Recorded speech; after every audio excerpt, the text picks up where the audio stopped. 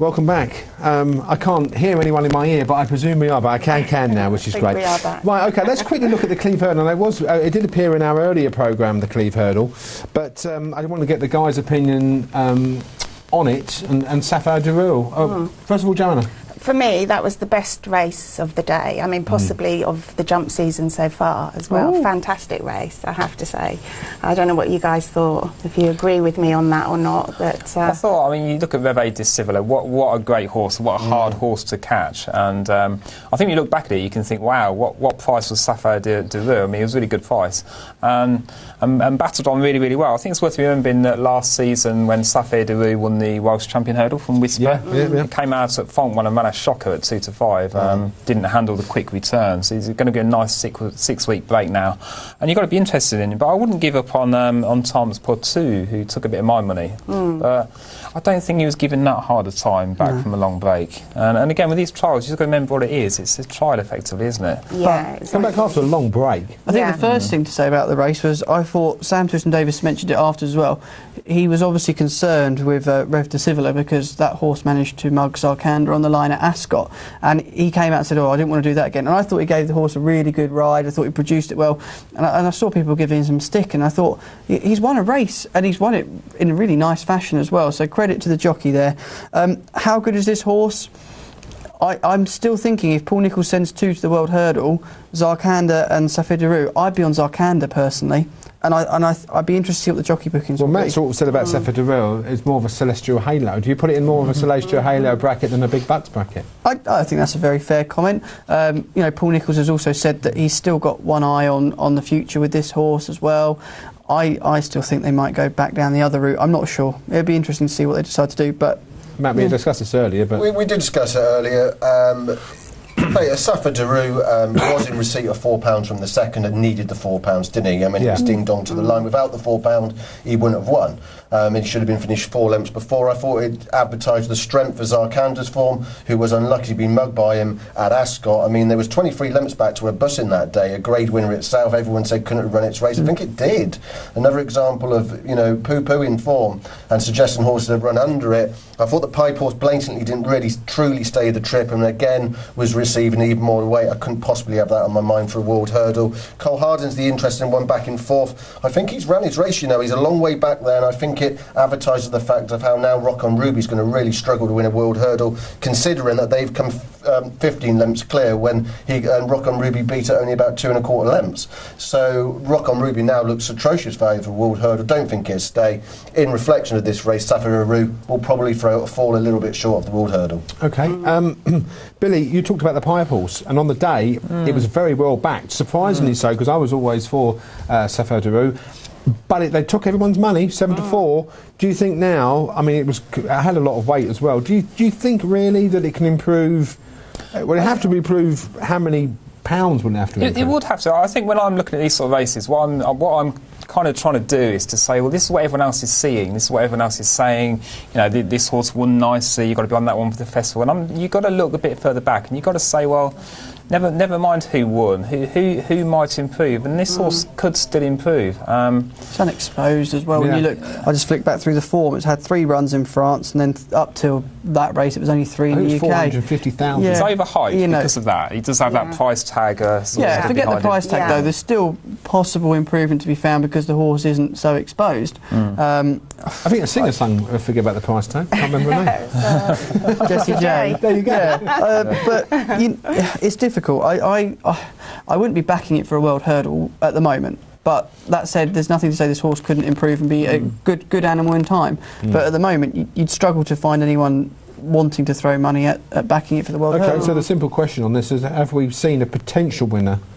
of the World Hurdle? No, I don't think so either. Not really. I'd still be backing Zarkanda than any of those. Okay. I think it's interesting. Zarkanda is a lot short on the betting than the Nick Williams horse, and they come out the same horse. He's 25 to 1.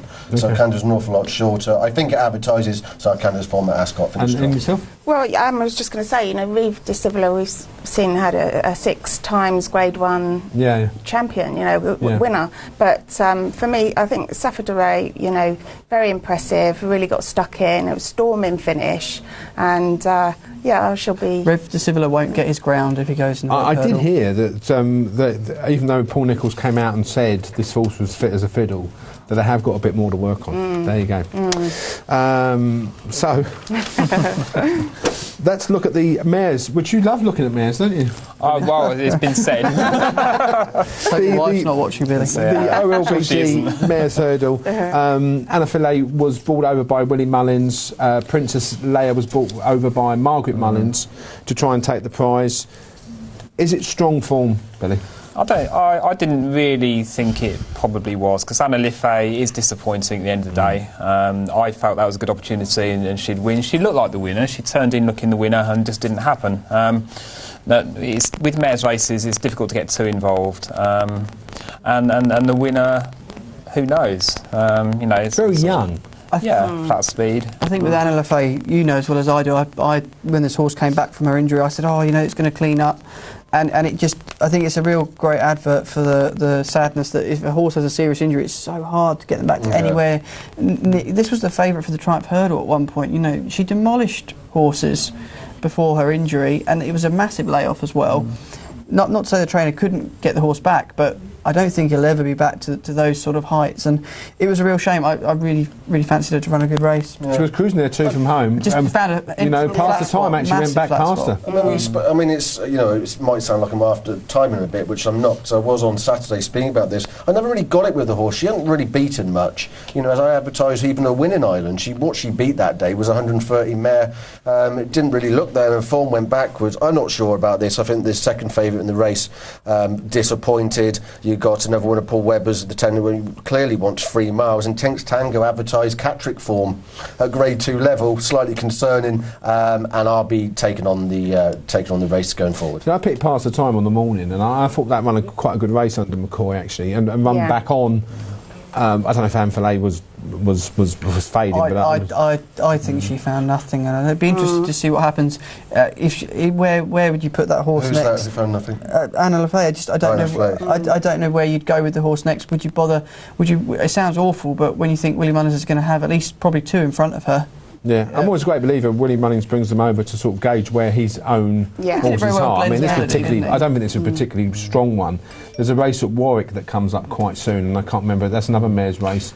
That's the last one in the series before you reach the finale. And it'll have one there as well, no doubt. But sorry, Joanne. No, I was just going to say, Intense Tango, it was a great performance. I think it was only his 3rd time out.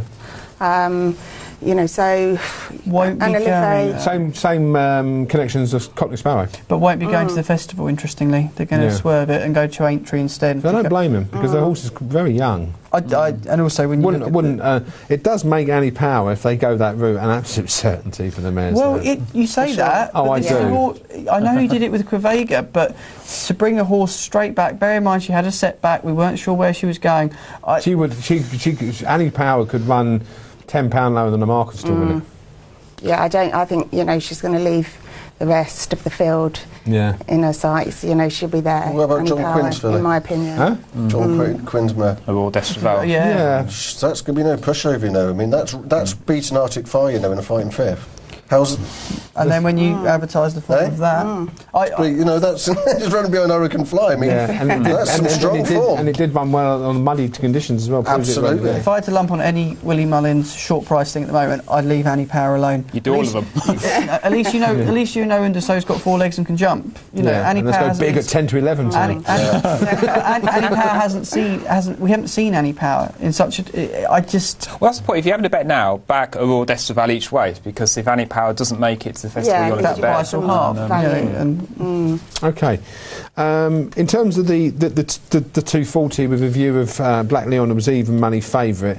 We had a surprise winner there in Karachi Apache. You laughed as if you had it. I laughed here because I was at Plumpton and I took on Karachi Apache thinking it was a bit of a bad bet, and took it on, and felt a bit silly after Saturday because it was clearly going to win at Plumpton.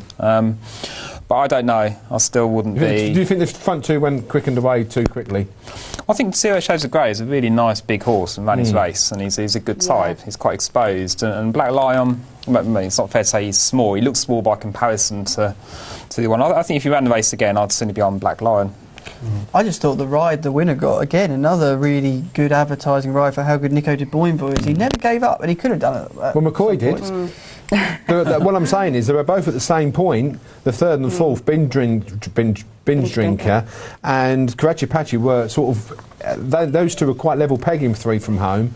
And having back binge drink, and McCoy never once touched the horse. Obviously, they're looking after the horse, but with Karachi Apache, Nick de Boinville kept going at it, and come back. Through the rails, didn't he, as well? I thought that right at the end. Ran into the rails at the end. Nice scare right at the end of the race. Yeah. How do you value the form? Yeah, I think Black Leon dipped under. I had him as a solid 155 going to this. I actually had him perform 153. He was obviously stepping back up in trip from the shallow 2 mile 5 up to the extended 3 miles where he's shown his best form. No pace to the race, and I was surprised they didn't want to force it for a horse that stayed really well. I don't know, the finish looked a little bit laboured, didn't look quite the same horse. He's been on the go for a long time this season. He's had an awful lot of racing. I'd imagine they're ease off him a bit, Ben. I do think this form's okay. I mean, the winner had run to a mark of 153, Black Leon 153, which was 2 under, and Zero Shades of Grey 149. I think this division is very, very tight. I mean, I've got loads of horses in the early 150s, and I think this Cheltenham, this is another division, as well as like juveniles, I think are really, really strong this year, and I think it's good form. The winner also, interestingly, beat a much more fancied runner of Nicky Henderson's Clean Sheet previously, and I just think that's really interesting form, which then beat Seven Nations Army. So I wouldn't be too surprised to see this one pop up, and it was unfancied when it beat a stablemate as well. It was 14-1. Your views, John? I think it's very open. You know, like Matt says, there's a lot there in contention. So I mean, with Black Leon, I just felt he's a bit paceless. Yeah. You know, in as much I don't know what the trip is. I mean, it's run really well at the beginning of Cheltenham. It's been on the go probably since early October. And consistently, not a plodder is not the right word, but it hasn't got a quickening pace. So once you're upsides, Blackland, you think you can get, you know, as a jockey, I think you feel that you can go past it. Yeah, I think it also advertised the fact, if you remember when he stepped up to 3 miles, he was taken on Port Mellon again for the second time. Yeah. And he didn't run his race Port Mellon that day, and I think that's why he went off so short in the Cheltenham Hurdle. I think it was a bit of, if you look back through the form, you think, well, actually, that doesn't make any sense now. And he is, I think, like that. I think he will be suited to, a championship pace of 3 miles will be him. As I said, I'm surprised he didn't want to. I think the run at Newbury was a very hot one with Parlour Games. Oh, I do. That's a hot race, I think. But I just may be over the top, I think, at Black Leon now, in as much as I think it's run a bit too much. I think also at Newbury, because they come down in trip, but again was a surprise 2 mile 5 because he stayed 3 miles so well. I think he ended up probably having a very hard race at Newbury and maybe just left it behind there.